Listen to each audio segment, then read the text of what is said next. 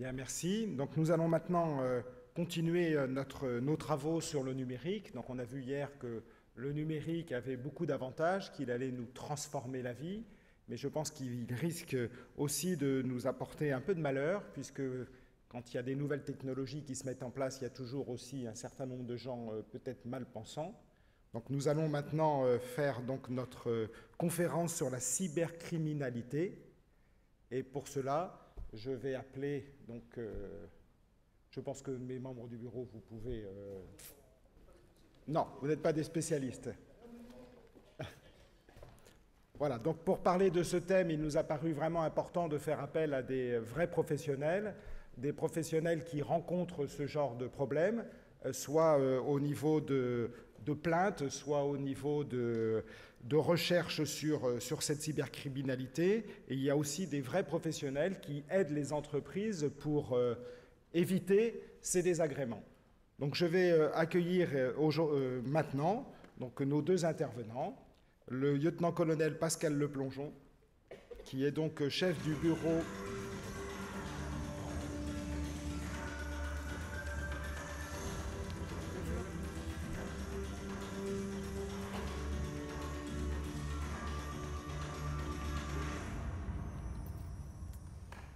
Bravo.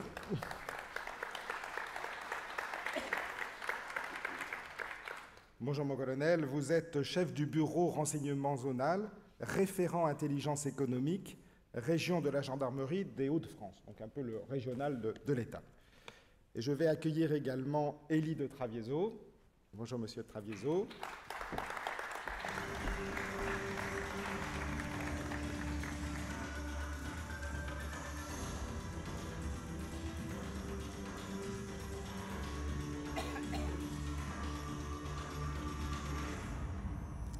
Monsieur de Travieso, vous êtes président du CLUSIR PACA. Vous allez un peu nous expliquer aussi quelle est votre fonction au sein de cet organisme.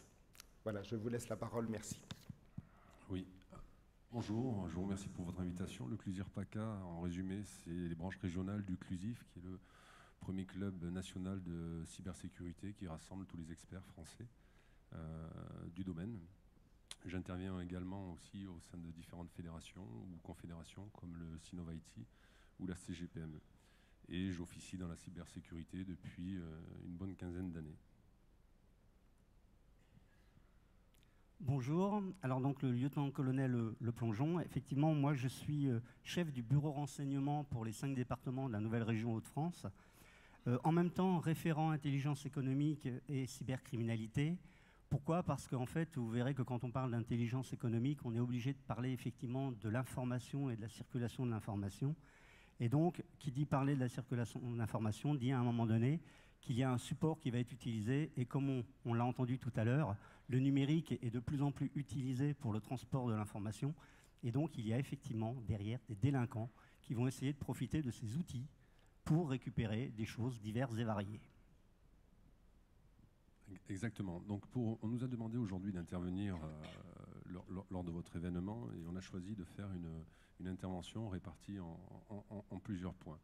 Donc en préambule, on va tâcher de ne pas avoir un discours qui est trop anxiogène parce que c'est toujours délicat lorsqu'on parle de transition digitale de parler de cybersécurité et d'en parler d'une certaine manière. Donc on a bien conscience qu'aujourd'hui on va plus parler à des TPE et des PME qu'à des grands groupes et on va essayer d'en tenir compte tout en vous parlant des problématiques, mais aussi en vous présentant des axes de solutions qui favorisent, je dirais, le passage à la transition digitale qui, aujourd'hui, bien sûr, est devenu un sujet indiscutable. Donc, dans un premier temps, avant de parler de solutions, il est important de redéfinir le périmètre, de redéfinir la situation et de comprendre pourquoi on parle de cybersécurité au sein des entreprises, que ce soit des TPE, des PME ou des grands groupes. Sous couvert des enjeux économiques liés à la transition digitale, il y a aussi d'autres raisons. Je vous laisse commencer. Alors, avant de vous parler un petit peu des menaces qu'il peut y avoir sur les entreprises en règle générale, je vais vous présenter aussi un petit peu le rôle de la gendarmerie, puisqu'à un moment donné, on parlait des TPE, on parle aussi des PME. Une grande majorité quand même de ces entreprises sont en zone de compétence gendarmerie. Et donc, la gendarmerie, depuis quelques années déjà, à essayer de répondre à la demande, que ce soit dans un domaine de surveillance et de protection des entreprises. Et quand on parle justement de l'action de la gendarmerie, elle agit sur deux terrains particuliers. Elle agit sur du préventif et sur du répressif. Ça, vous le savez tous. Et dans le cadre du préventif, on essaye d'aider les entreprises, déjà par un contact régulier avec l'entreprise. On essaye de leur apporter un petit peu de renseignements sur comment se protéger, de quoi se protéger, ce qu'il faut faire. Et pour réussir à le faire auprès des petites entreprises qui sont chez nous, on a mis en place un système particulier qui s'appelle le diagnostic de vulnérabilité, qui est proposé en fait aux entreprises. Et aux entreprises, ce diagnostic leur permet d'avoir une image sur leur vulnérabilité. Différentes vulnérabilités sont prises en compte. Il y a les vulnérabilités physiques, il y a tout ce qui est la problématique capitale, il y a tout ce qui est les emplois, et il y a toute une partie de vulnérabilité qui concerne l'outil numérique et informatique, c'est-à-dire l'outil de l'entreprise.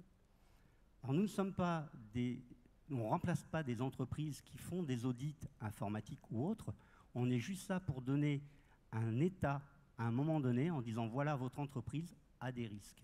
À partir du moment où elle a des menaces qui peuvent toucher son support informatique, à vous d'essayer maintenant de vous orienter vers les professionnels qui vous apporteront des solutions.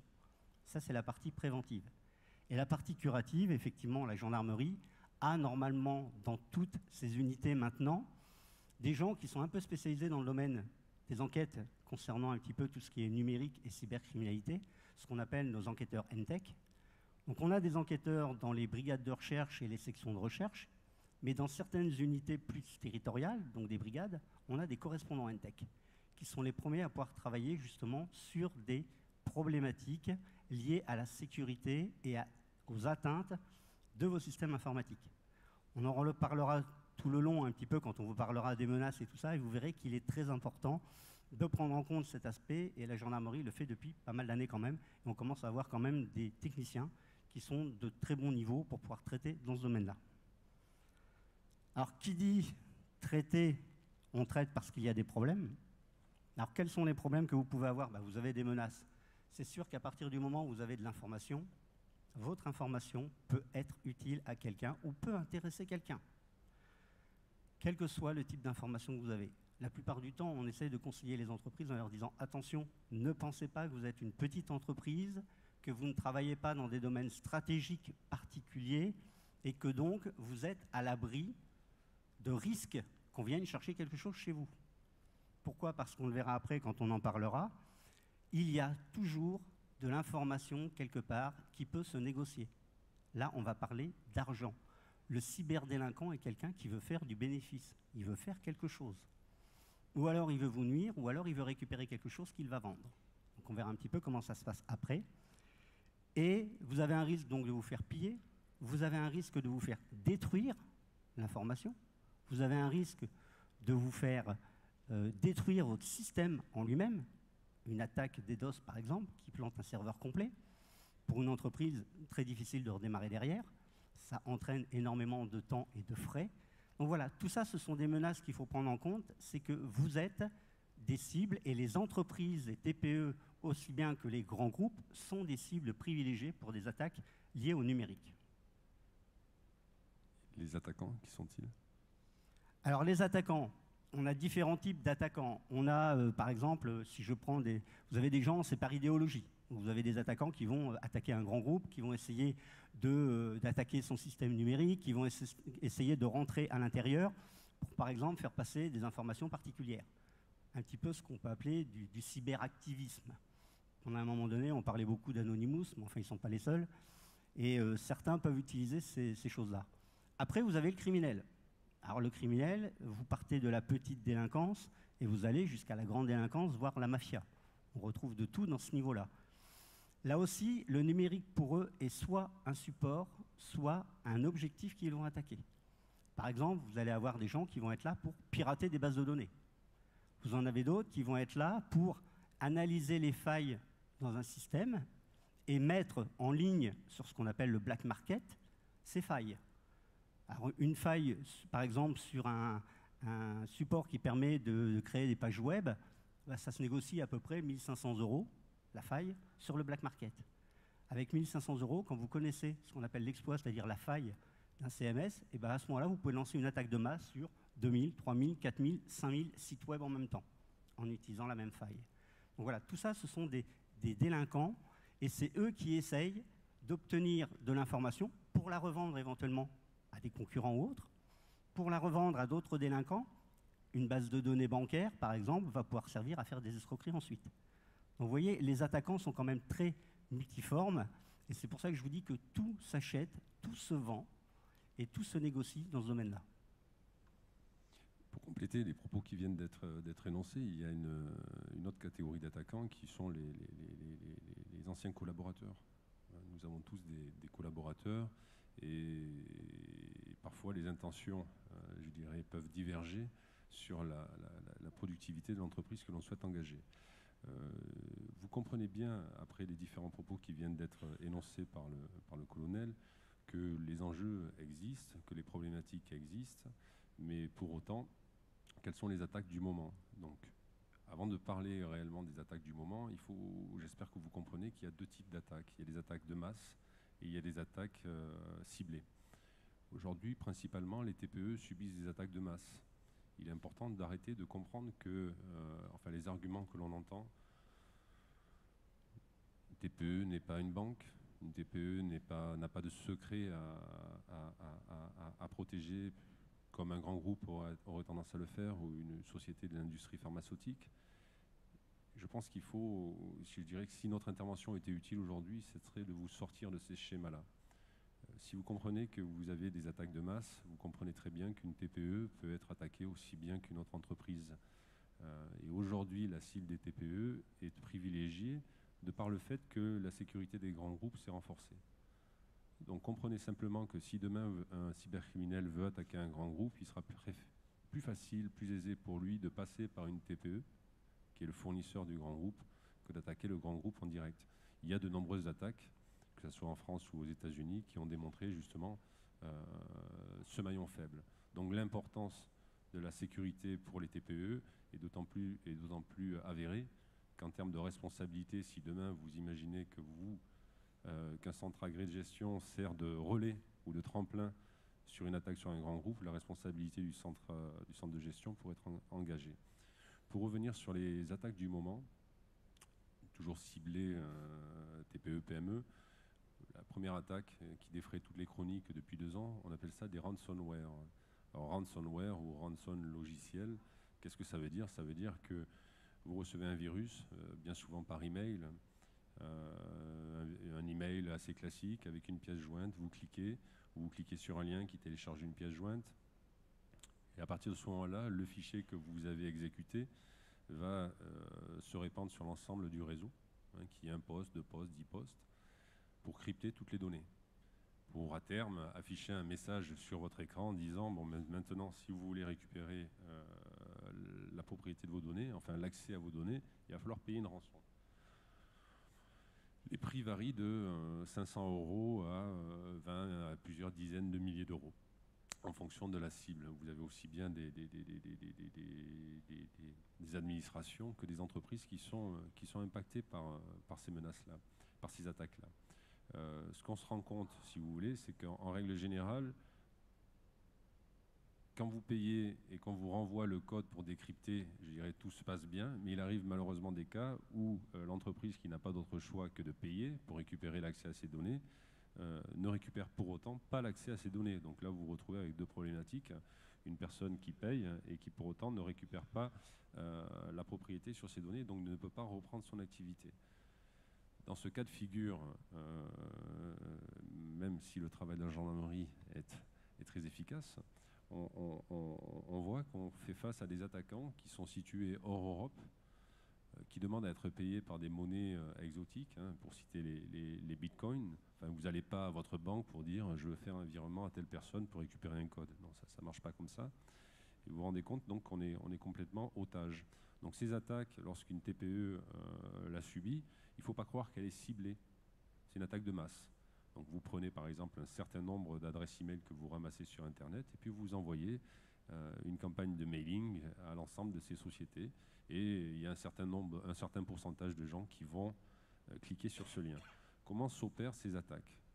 Donc tout à l'heure, le colonel en parlait. Sur Internet, il y a différentes hiérarchies. Et il y a une hiérarchie qui s'appelle l'Internet sombre, hein, on va dire ça comme ça. Imaginez, pour transposer à la vie réelle, des rues malfamées entre minuit et 3 heures du matin, dans lesquelles, quand on y passe, on a 9 chances sur 10 d'y laisser quelque chose. Eh ben, c'est pareil. Sur ces places de marché, vous pouvez acheter des kits, hein, comme un kit de bricolage, hein, chez Ikea, sauf que ce kit vous permet de mettre en place une attaque de type ransomware, hein, tout simplement. Et il n'y a pas besoin forcément d'être un ingénieur pour mettre en œuvre ces attaques-là, parce que ces kits existent, et à partir du moment où vous les achetez, vous avez un mode d'emploi qui vous permet de générer, je dirais, le virus que vous allez envoyer, que le criminel va envoyer à un certain nombre d'emails en vue de crypter toutes les données dans le but de demander une rançon et donc de générer un revenu. La deuxième attaque du moment, et qui est toujours d'actualité, ça a été là aussi évoqué, c'est ce qu'on appelle l'activisme. L'activisme, en quelques mots, qu'est-ce que c'est? Ça veut dire c'est une personnalité ou un groupe d'individus qui va profiter de la renommée de la société qui va attaquer, ou du plus grand nombre de sociétés qui va attaquer, pour diffuser un message. Donc, en 2016, les messages, vous vous doutez bien, sont plus à connotation religieuse, Afrique du Nord, qu'à connotation de défense de l'écologie dans le monde. Lorsqu'on analyse ces attaques, là c'est pareil. Ce ne sont pas forcément des attaques ciblées, ce sont des attaques de masse, où vous avez des individus qui vont cibler un hébergeur, tout simplement. Donc un hébergeur, c'est simple, hein, c'est plusieurs ordinateurs qui hébergent des milliers ou des centaines de sites. Lorsque vous trouvez une vulnérabilité sur un serveur qui héberge des milliers de sites, vont être impactés les milliers de sites qui sont derrière.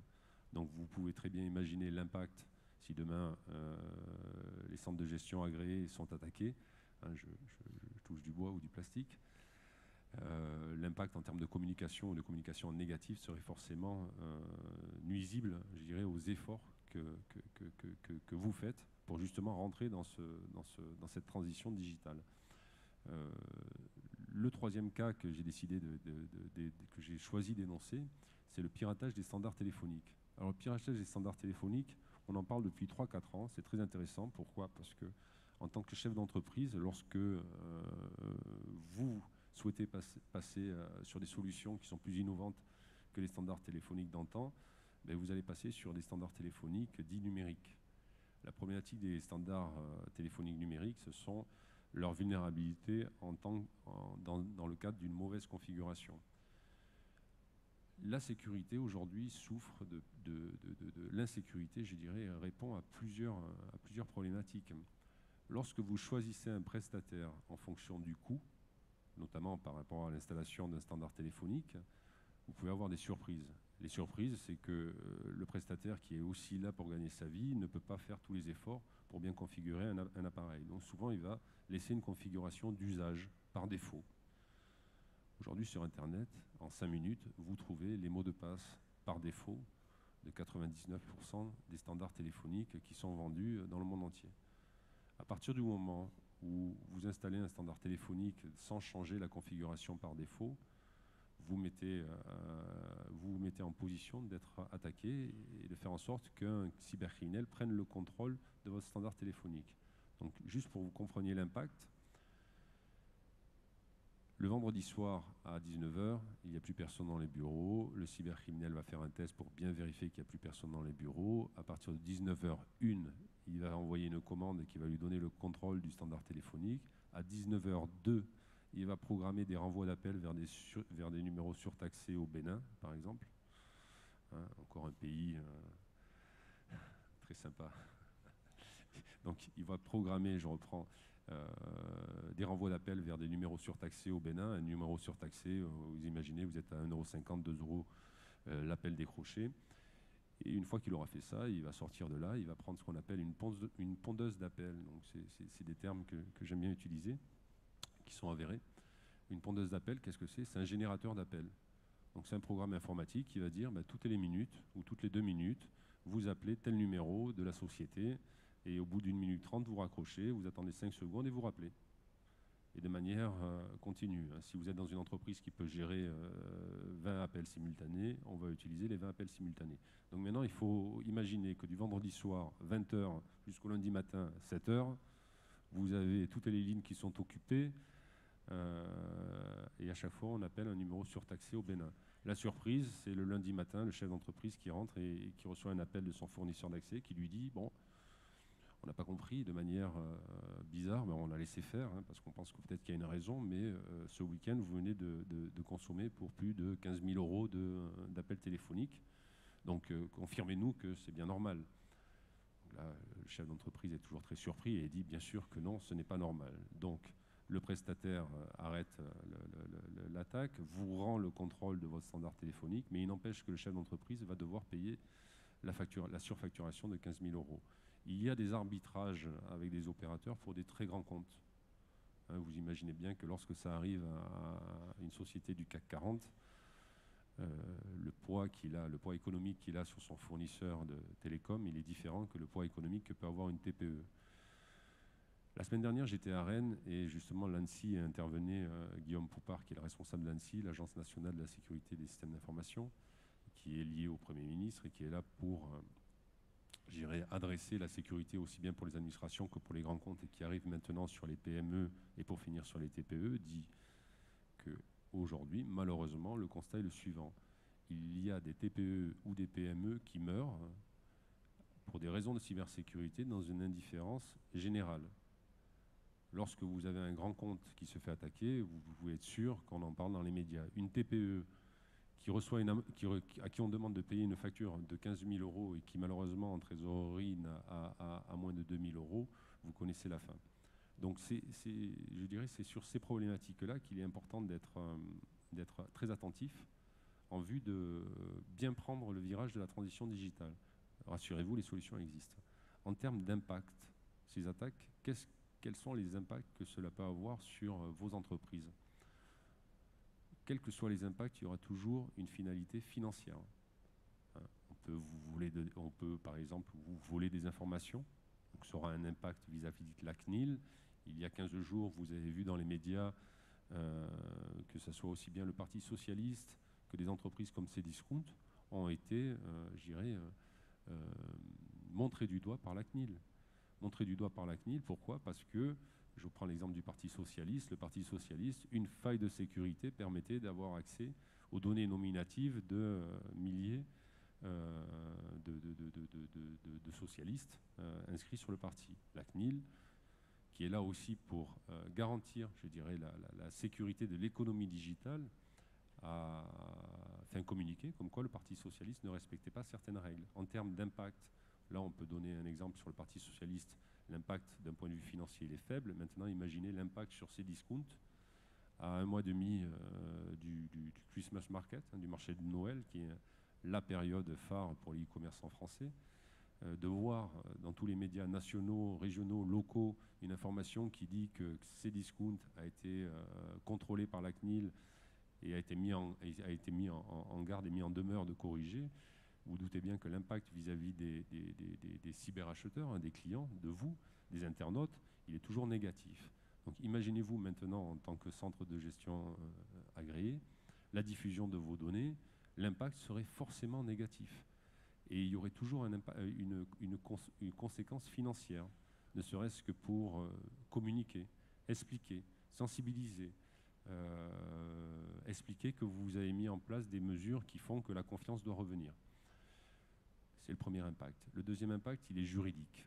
Juridique, ça veut dire quoi ? Ça veut dire que si demain vous subissez une attaque ou que grâce à vous, là je reprends l'exemple de la TPE pour attaquer le grand compte, on attaque un grand compte et que l'attaque est effective, vous pouvez être repris pour des raisons de responsabilité indirecte. C'est toujours pareil. On y viendra après avec le colonel. Il y a des obligations légales associées à la gestion d'un système d'information. Alors c'est vrai que depuis 15 ans, on n'en parle pas assez souvent, mais à partir du moment où vous gérez un site internet, à partir du moment où vous gérez un système d'information dans une entreprise ou une association, à partir du moment où vous offrez du Wi-Fi à vos visiteurs, vous avez une responsabilité légale. Le dernier point, pour revenir sur la problématique du ransomware, qui pour moi est l'attaque du moment qui met en évidence la principale problématique. Il est bien évident qu'une TPE ou une PME ne se sécurisera pas de la même des manières qu'un grand groupe. Les moyens sont différents, les ressources sont différentes, les besoins sont également différents. Donc ça veut dire que l'acceptation du risque pour une TPE ou une PME, il est avéré. Si on part de là et qu'on se dit, bon, c'est très bien, je vais vous donner une comparaison, on sait que tous les jours, il y a des accidents mortels sur la route. Est-ce que ça vous empêche de prendre votre voiture? Non. Est-ce que vous mettez votre ceinture dans votre voiture? Oui. Pour l'informatique, pour une cible TPE-PME, c'est pareil. Ça veut dire qu'il faut avoir conscience que l'accident peut survenir, quels que soient les efforts que vous ferez. Par contre, en termes d'obligations, je dirais d'obligations économiques, ce qui va compter pour une TPE, c'est la reprise d'activité. Si on prend l'exemple, par exemple, du ransomware, avec une société qui ferme parce qu'elle ne peut pas payer 10 000 € ou 5 000 €, elle a payé 5 000 €, on ne lui a pas renvoyé les codes et elle ne peut pas avoir accès à ses données, donc tout l'historique, elle a perdu. On se rend compte que si elle avait compris que la principale priorité à laquelle elle devait reprendre, c'était la reprise d'activité dans le cas de n'importe quelle attaque, elle survivrait. Typiquement, l'exemple, c'est vous recevez un virus qui crypte toutes vos données, vous récupérez votre sauvegarde, vous appliquez votre sauvegarde, et puis on n'en parle plus. Vous ne payez pas d'amende, vous allez perdre 24 à 48 heures d'activité, mais à partir de la 72e heure, vous serez de nouveau d'attaque. D'attaque, oui. Enfin, c'est le cas de le dire. D'attaque à prospérer. Donc, après avoir vu, je dirais, les menaces, les attaquants, enfin les différentes typologies d'attaquants, et qui sont aussi bien nationaux qu'internationaux, mais gardez plutôt en mémoire qu'ils sont plus internationaux que nationaux, d'avoir compris les risques et les attaques du moment. Colonel, est-ce que vous pouvez rappeler justement la notion de cadre légal que porte chaque chef d'entreprise? Alors, la notion du cadre légal, en fait, vous avez deux responsabilités en tant que chef d'entreprise. La première responsabilité, qui est celle qui était ignorée pendant un certain temps, maintenant, les chefs d'entreprise sont un petit peu plus au fait, mais il faut toujours le rappeler quand même, c'est qu'à partir du moment où vous mettez un outil informatique à disposition de votre personnel, vous êtes au départ responsable de l'usage qui en est fait. C'est-à-dire qu'à partir du moment où vous permettez un accès à Internet à vos personnels sur le travail, ce qu'ils vont faire dessus, vous pouvez, voir votre responsabilité mise en cause. C'est-à-dire que quelqu'un qui l'utilise pour faire de la diffamation, quelqu'un qui l'utilise pour télécharger des choses illégales ou aller sur des sites interdits par la loi, vous pouvez être mis en responsabilité quand vous êtes chef d'entreprise. Alors dans ces cas-là, il y a une chose qui vous permet de dégager une partie de cette responsabilité, c'est un document tout simple qui s'appelle la charte informatique. La charte informatique, c'est un document dans lequel vous dites, voilà, on met à disposition un outil, cet outil, il est pour toutes les personnes, et voilà ce que vous avez le droit de faire avec et ce qui vous est interdit. À partir du moment où la personne a signé la charte informatique, elle devient responsable de l'usage qu'elle en fait. Donc ça, c'est déjà la première chose qu'il faut avoir en mémoire.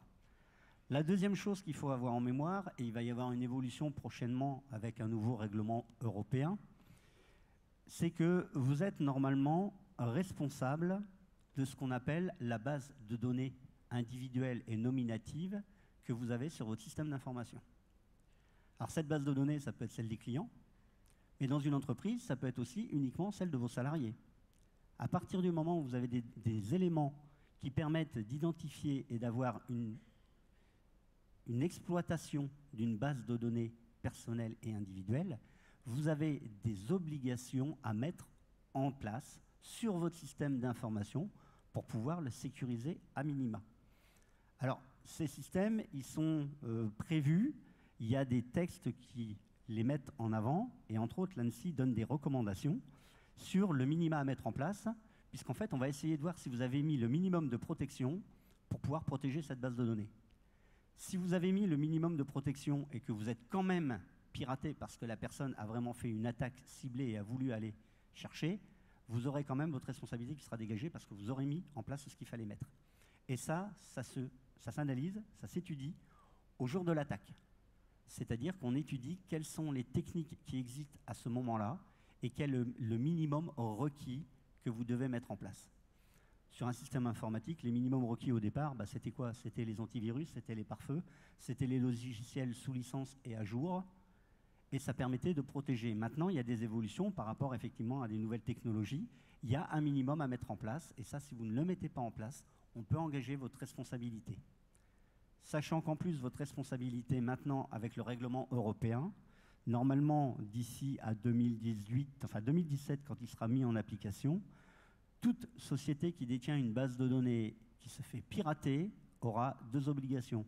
Première obligation, c'est de le signaler. Donc, on va être obligé de le dire. Deuxième obligation, ça va être de prévenir chaque personne individuellement que la base de données a été piratée et que les éléments nominatifs qui la concernent ont pu être récupérés. Et cette annonce doit se faire par lettre recommandée avec accusé de réception dans un certain délai. Imaginez une société qui a 200 000 clients.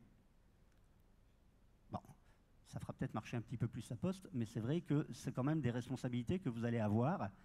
Et il faut savoir que si vous ne signalez pas une atteinte à la base de données, vous pouvez être condamné et avoir des sanctions, et entre autres des sanctions financières, parce qu'à un moment donné, on arrivera à savoir que vous ne pouviez pas ignorer l'attaque, parce qu'il y a des traces quand vous êtes attaqué, et à un moment donné, on pourra vous dire, mais attendez, vous avez fait quelque chose parce que là, vous avez vu que vous avez été attaqué. Par contre, vous ne l'avez pas dit. Et donc, votre responsabilité, vous ne l'avez pas dite à l'époque, vous n'avez pas rempli les règles que vous deviez faire. Et dans ces cas-là, pour des entreprises, par exemple, ça peut être, je crois, c'est 1,5 à 2 fois, 1,5 à 2% du chiffre d'affaires annuel de l'entreprise. Bon, pour une première condamnation. Et puis après, vous avez tout un tas de condamnations complémentaires qui pourront arriver derrière. Donc vous voyez, le cadre légal, il est quand même assez important. Vous avez 2 obligations, et ces obligations, il faut les prendre en compte, il faut les comprendre, et se dire, ben voilà, je sais que j'ai des choses à mettre en place, et je mets au minimum ce qui m'est demandé.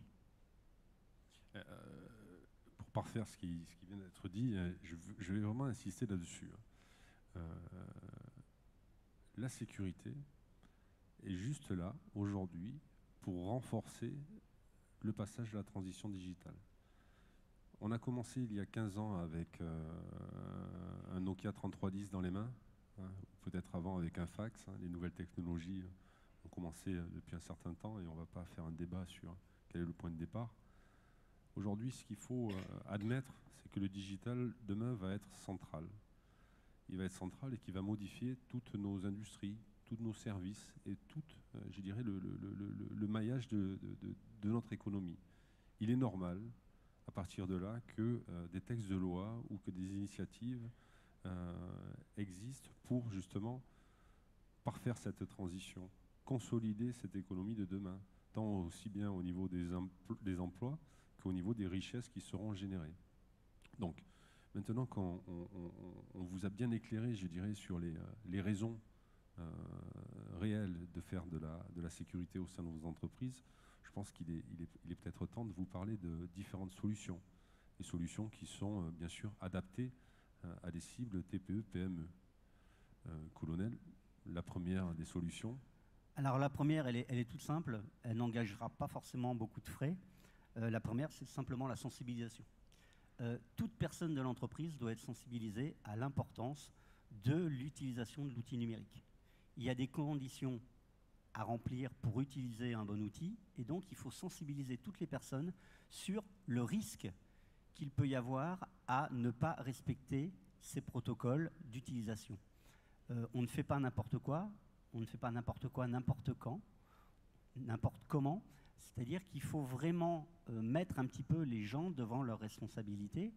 Alors nous, c'est ce qu'on essaye de faire quand on fait des conférences dans les entreprises, on essaye de voir un petit peu tout le personnel de l'entreprise pour leur donner un petit peu cette sensibilisation à utiliser les outils. Et pour sensibiliser, c'est ou de la formation en interne, vous pouvez très bien les sensibiliser en faisant faire une conférence, ne serait-ce que par exemple si vous avez quelqu'un qui est un peu responsable sécurité informatique, qui peut déjà mettre en avant certaines choses. Dans la sensibilisation, vous avez aussi des choses toutes simples à faire. Avec, par exemple, ceux qui vous ont mis votre système informatique en place, vous pouvez très bien demander à ce que régulièrement, quand on allume un ordinateur, il y ait des petits messages qui apparaissent le matin au moment où vous allumez l'ordinateur, le premier message, ça va être « Attention, n'oubliez pas, un mot de passe et un login, c'est personnel. Attention, on ne laisse pas un ordinateur sans le mettre en veille lorsque l'on quitte son bureau. » Voilà, tout un tas de petits messages qui vont sensibiliser les gens à savoir utiliser l'outil et à éviter justement de donner des failles et des vulnérabilités à ceux qui sont de l'autre côté et qui, eux, n'attendent que ça. Toujours pareil, toujours pour compléter, hein. Au niveau de la sensibilisation, bien évidemment que c'est le premier réflexe. Une entreprise est sécurisée à partir du moment où ses utilisateurs comprennent les menaces, comprennent également les solutions à adopter. D'un point de vue des TPE et des PME, on ne va pas parler de cybersécurité, mais on va plutôt parler d'hygiène sécurité. Le bon exemple, c'est aujourd'hui, lorsque vous allez dans certains lieux, lorsque vous les quittez, vous vous lavez les mains. C'est vraiment la même image qu'il faut donner, je dirais, à vos utilisateurs, parce que, excusez-moi mon colonel, mais des responsables sécurité dans vos entreprises, je pense qu'il n'y en a pas. Je ne sais pas si quelqu'un en a un, s'il y a un intrus dans la salle, mais de ce que j'ai compris du public, vous n'en avez pas. Donc lorsque vous allez sensibiliser vos collaborateurs, je vous invite déjà à vous rendre sur le site aussi bien de la gendarmerie que sur le site de l'Agence nationale de la sécurité des systèmes d'information, qui mettent à disposition un certain nombre d'éléments d'information qui déjà amènent le chef d'entreprise à se poser les bonnes questions. Les bons cas de sensibilisation qui marchent sont les cas de sensibilisation qui sont autant liés à un usage personnel que professionnel. À partir du moment où votre collaborateur va comprendre que les règles de sécurité que vous lui demandez de respecter sont aussi, je dirais, valables à son domicile qu'à la société, il va mieux appréhender, je dirais, les éléments que vous énoncez. Le colonel faisait part d'une charte de sécurité. Dans les grands groupes, on appelle ça des PSSI, les politiques de sécurité des systèmes d'information. Dans les TPE, on appelle ça des chartes. La fonction est la même, le transfert du risque, la responsabilisation de ses collaborateurs. Si le chef d'entreprise, en cas de litige, n'est pas capable de démontrer qu'il a fait des efforts pour rehausser le niveau de sécurité de ses systèmes d'information, sa responsabilité pourrait être directe. Si au contraire, pour chaque salarié, il a fait signer un document qui demande aux salariés, par exemple, de changer ses mots de passe tous les 2 mois, même si le chef d'entreprise ne lui demande pas au bout de 2 mois et 1 jour, je dirais que la responsabilité du chef d'entreprise déjà sera beaucoup moins importante. Donc sur les enjeux de sensibilisation, je vous invite à regarder sur Internet. Vous avez aussi bien des vidéos que des documents que vous pouvez directement imprimer. À la CGPME, j'ai participé à la rédaction, avec l'ANSSI justement, le guide des bonnes pratiques de sécurité, qui sont 12 règles très fonctionnelles, qui parlent aussi bien de la sécurité du Wi-Fi, comment on fait pour un Wi-Fi. Donc pour un Wi-Fi, sans que vous preniez du temps pour regarder ce guide, pensez à ouvrir un accès Wi-Fi visiteur, qui est différent de l'accès Wi-Fi collaborateur, de manière justement à avoir un isolement entre le visiteur et l'utilisateur. Pensez aussi à changer vos codes de manière assez régulière. Pour changer des mots de passe, vous avez des cas très simples. On me dit souvent, c'est très compliqué, vous voulez des majuscules, des minuscules, des chiffres, des signes, mais dans notre vie numérique, nous avons tous plus de 10 mots de passe, voire plusieurs dizaines. Donc il est difficile. Faites une phrase. Faites une phrase. Je suis gentil, par exemple. Je suis gentil, vous rajoutez la date de votre année de naissance. Sauf que la première lettre, vous mettez une majuscule. Et vous vous dites que, quelle que soit ma phrase, je finirai toujours par des signes, un point d'exclamation, 2 parenthèses, etc., etc. De manière à déjà démontrer que vous avez une politique sécurité qui est plus proche de l'hygiène sécurité et qui est là pour renforcer la productivité de l'entreprise. Et avec des moyens simples, accessibles. Les sensibilisations qui ne marchent pas, c'est lorsqu'on donne des éléments de langage à des utilisateurs qu'ils ne comprennent pas. Ou, même s'ils les comprennent, ils estiment que dans leur activité quotidienne, ça va complexifier leur activité. Donc l'adhérence est beaucoup moins importante. Je vous garantis qu'il existe un certain nombre de règles qui ne changent en rien l'activité des utilisateurs et qui, au contraire, renforcent la sécurité de l'entreprise et donc la continuité de l'activité. Ça, c'était sur l'exemple de la sensibilisation. On en a parlé tout à l'heure, la sauvegarde. La sauvegarde, c'est un élément clé pour une TPE et une PME d'adresser sa sécurité. Pourquoi? Vous n'avez pas, enfin, ces entreprises-là n'ont pas les moyens, ni humains, ni financiers, d'engager des chantiers de sécurité. Je ne sais pas si la fédération mettra en place des services pour aider ses adhérents ou cherchera à faire de la sensibilisation de ses adhérents. Mais ne serait-ce qu'à votre niveau, en termes de sauvegarde, arrêtez de sauvegarder sur le même poste de travail. Parce que lorsque vous subissez une attaque de type ransomware et qu'on vous crypte toutes les données, c'est bien. On vous crypte les données du jour, on vous crypte également les données de la sauvegarde. Une sauvegarde se fait toujours sur un élément externe. Vous avez des clés USB aujourd'hui qui dépassent avec des grandes capacités de stockage. Vous avez des disques durs externes, mais vous avez aussi le cloud. Donc lorsque j'interviens et qu'on me dit le cloud, c'est dangereux, on ne sait pas. Lorsqu'on est une TPE, une PME, on ne se pose pas la question.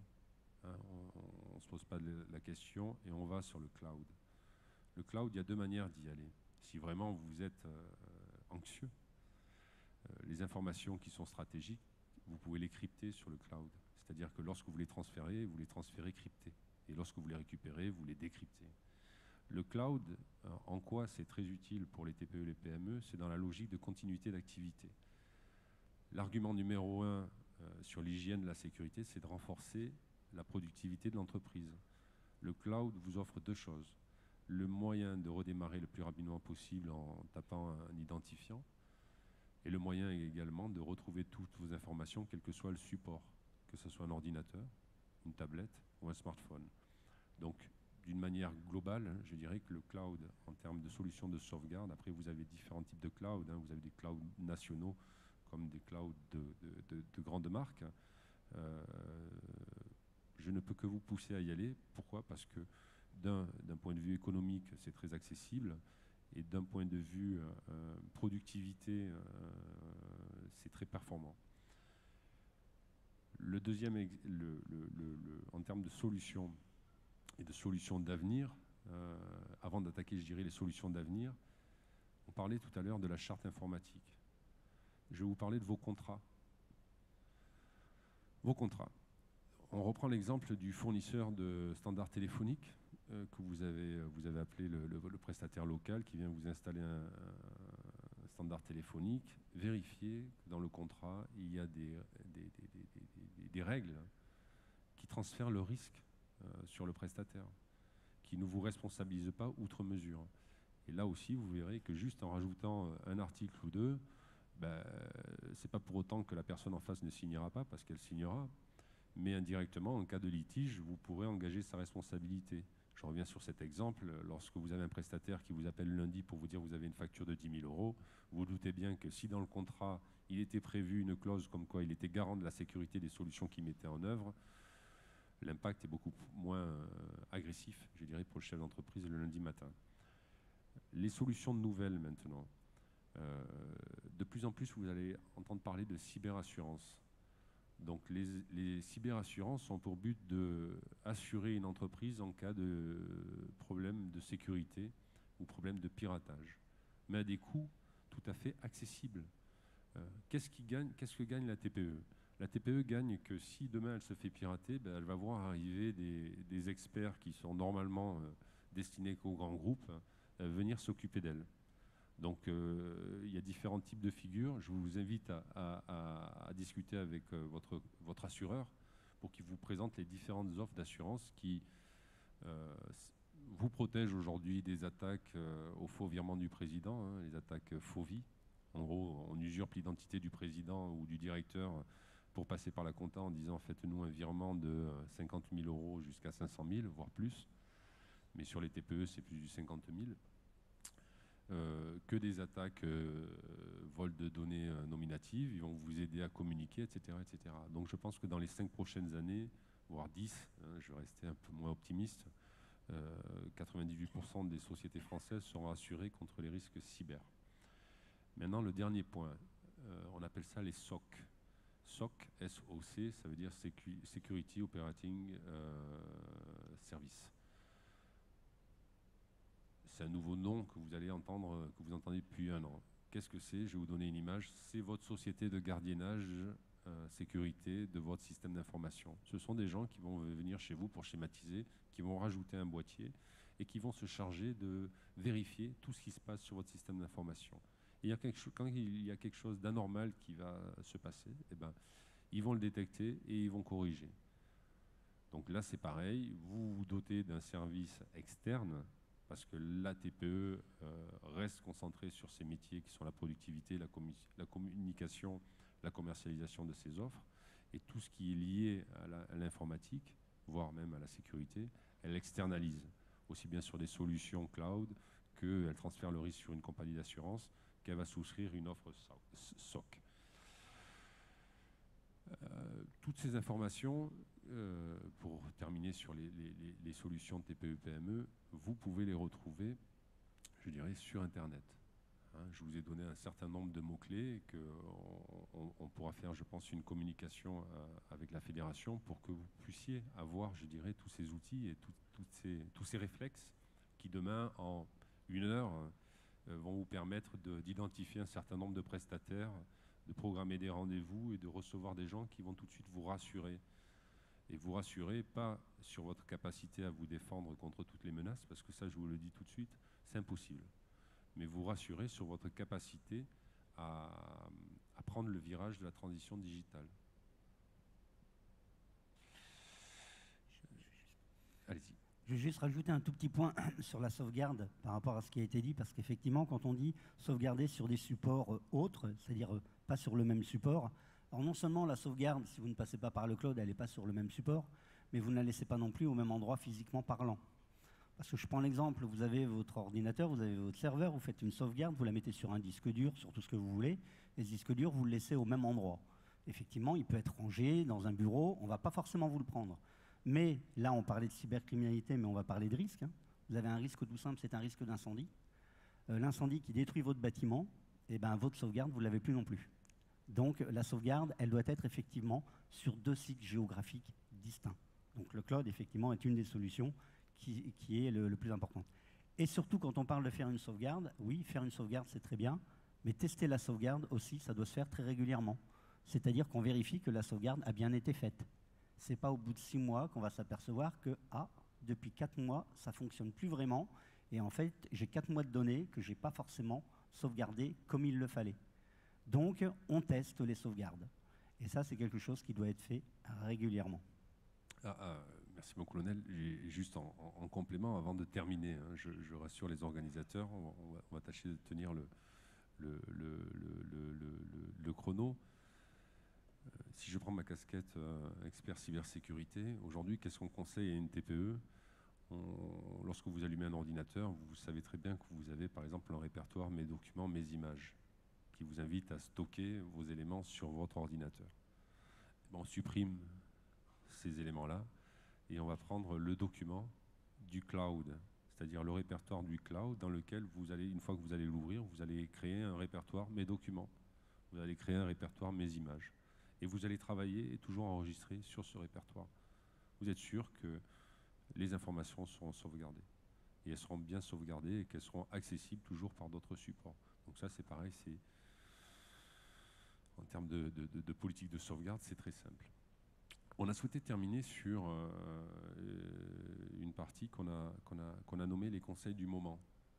Les conseils du moment, c'est quelle attitude avoir, je dirais, face, lorsqu'on parle de transition digitale, lorsqu'on parle de risque de cybersécurité ou de cybercriminalité. Donc, le bon comportement à avoir, c'est un comportement juste, en connaissance, je dirais, du pourquoi on parle de la sécurité, dans une dimension d'économie digitalisée, et de comprendre qu'il y a des règles simples. Et d'arrêter de croire que parce que vous êtes des TPE ou des PME ou des administrations ou des organisations qui ne sont pas sur le devant de la scène comme le sont d'autres acteurs, que vous ne pouvez pas être impacté. Je vous répète les propos de Guillaume Poupard, le directeur général de l'ANSSI. Il y a tous les jours des TPE et des PME qui se font attaquer et qui meurent dans l'indifférence. Mais si elles meurent dans l'indifférence, c'est parce qu'en termes de compréhension des enjeux, les chefs d'entreprise des TPE et PME n'ont pas compris pourquoi on parlait de sécurité. Donc j'aimerais qu'aujourd'hui, vous compreniez que si on est venu vous parler de sécurité, ce n'est pas parce qu'on vous considère comme des banques, ce n'est pas parce qu'on vous considère comme des entreprises qui ont des secrets stratégiques à cacher, parce que je pense que vous n'en avez pas, c'est juste que vous êtes représentatif de 95% de l'économie française, c'est-à-dire des petites entreprises, et que si on ne force pas ou on n'accompagne pas ces petites entreprises-là dans un effort de sécurisation, la transition digitale ne se fera pas. Et par rapport aux enjeux économiques, on n'a pas le choix que de la faire. Et si vous avez des réglementations qui arrivent, des réglementations européennes ou des comportements, enfin des actions comme les organisations comme la CNIL qui s'opèrent, je dirais que ce n'est pas pour embêter les gens, c'est justement pour consolider ce tournant-là. Colonel ? Oui, moi je vous parlerai aussi du bon sens, c'est-à-dire qu'en fait la plupart des choses qui permettent de sécuriser un petit peu tout ce que vous pouvez faire dans ce domaine-là, c'est souvent des règles de bon sens, c'est-à-dire c'est des règles qui, quand on vous les dit après, ça vous apparaît évident. Je vais vous prendre un exemple tout simple d'une entreprise qui à un moment donné a ce qu'on appelle une escroquerie uniquement parce que un de ses clients, enfin un de ses fournisseurs, lui a envoyé par fax ou par mail, lui a envoyé son nouveau RIB en lui disant qu'il avait changé de banque, et qu'au bout de 4 mois, ce fameux fournisseur appelle la société en disant « Attendez, c'est bizarre, ça fait 4 factures qui sont impayées, habituellement il n'y a aucun problème avec vous ». Et là, il y a le service comptable qui dit « Mais attendez, si, on vous a payé vos factures, on les a réglées, elles ont même été réglées sur le nouveau compte que vous nous avez donné ». Et là, la personne qui répond de l'autre côté « Mais attendez, j'ai jamais eu de nouveau compte et j'ai jamais changé de banque ». Bon, c'est une escroquerie qui en ce moment marche beaucoup, qui touche justement des petites entreprises. Et là, le bon sens, c'est tout simple. Vous avez quelqu'un qui vous envoie par un mail, vous dites « J'ai changé de banque, voilà mes nouvelles coordonnées bancaires ». Et ben, on prend un téléphone, ça dure 10 secondes, on appelle le correspondant et on lui demande « Avez-vous réellement changé de banque ?» Oui, bon, bah, très bien, je prends note. Non, et ben, je mets le papier à la poubelle. Voilà, c'est du bon sens. C'est quelque chose de très facile à mettre en place. Mais le bon sens, c'est savoir s'interroger un peu. C'est-à-dire ne pas accepter que tout ce qui arrive, c'est la vérité et qu'à un moment donné, on doit se poser la question, ça, est-ce que c'est habituel? Est-ce qu'on fait comme ça d'habitude? Est-ce qu'il n'y aurait pas quelque chose derrière qui serait un petit peu plus subtil et dont il faudrait que je fasse attention? Avant-dernier conseil, c'est les choix technologiques que vous faites. Les choix technologiques que vous faites, ça veut dire quoi? Ça veut dire que si vous en êtes encore au stade de la sauvegarde en local, ben passez au cloud. C'est de vivre, je dirais, le gros problème de la transition digitale, c'est que lorsqu'on fait un pas, lorsqu'une TPE fait un pas, la technologie fait un grand pas. Donc il est très important, je dirais, de faire les bons choix technologiques pour équiper vos entreprises de manière à profiter au mieux, je dirais, des bienfaits de l'économie digitale, hein, tant par rapport à vos clients, par rapport à vos fournisseurs que par rapport à vos collaborateurs. Puis alors le dernier conseil que je vous donnerai, là c'est la casquette de l'officier de gendarmerie qui revient, le dernier conseil c'est de déposer plainte quand vous avez un problème. Effectivement, beaucoup disent, mais oui, attendez, déposez plainte, vous vous rendez compte, atteinte à l'image de marque et tout. Il y a des grands groupes qui, pendant un moment donné, ne voulaient pas déposer plainte, ne voulaient pas dire qu'ils étaient piratés. Bon, ça ne sert à rien. Pourquoi? Parce que vous avez un problème, vous risquez d'en avoir un autre, parce que tout compte fait, vous n'avez pas forcément trouvé la solution pour éviter d'avoir une nouvelle attaque. Alors que si vous déposez plainte, qu'on arrive à vous dire, voilà ce qui s'est passé, voilà la problématique que vous avez eue, vous allez peut-être être un peu plus sensibilisé et sensibiliser votre personnel à ce qu'il n'y en ait pas une deuxième qui arrive. Ça, c'est la première chose. Le dépôt de plainte, quand même, permet de mener des enquêtes. On arrive quand même à résoudre des enquêtes, même si ce n'est pas toujours évident avec des pays non coopérants. Il y a quand même une majorité des cas où on arrive à remonter et à obtenir au moins des réparations, si ce n'est des condamnations pour les auteurs. Et puis, le dépôt de plainte, il a aussi une utilité, c'est qu'à partir du moment où on a un dépôt de plainte, on regarde comment a été faite l'attaque. attaque de masse ou attaque ciblée, peu importe, on regarde et on la décortique. Et à partir du moment où on décortique, ça permet de lancer des alertes, ça permet d'envoyer à nos réseaux, par exemple, une fiche en disant « Attention, voilà un nouveau type d'arnaque ou d'escroquerie qui se met en place via Internet, et voilà comment ça fonctionne. » Ce qui s'est fait pour les faux-vies, c'est-à-dire les faux virements du président, ce qui s'est fait, je ne sais pas si vous en avez entendu parler, quand il y avait eu les arnaques avec le fameux système SEPA qui était mis en place, où il y a des gens qui se sont fait arnaquer aussi. Il y a eu tout un tas d'arnaques comme ça. Dès qu'on a eu les premiers dépôts de plainte, on a pu faire des fiches, et ces fiches ont pu être transmises par différents relais à justement toutes les professions concernées ou toutes les entreprises qui pouvaient en être victimes. Et ça, c'est important. Donc, me revient le mot final. Hein. On espère qu'on n'a pas été trop anxiogène et que vous comprenez bien, je dirais, les raisons de renforcer votre propre productivité. Et que justement notre intervention, dans le cadre de toutes les interventions liées à l'économie digitale ou liées à la transition digitale dans laquelle vous êtes engagé, justement vous seront utiles et que vous, avec la sécurité, vous arriverez à renforcer votre productivité pour le bonheur de vos collaborateurs, de vos clients et de vos fournisseurs. Merci pour votre écoute.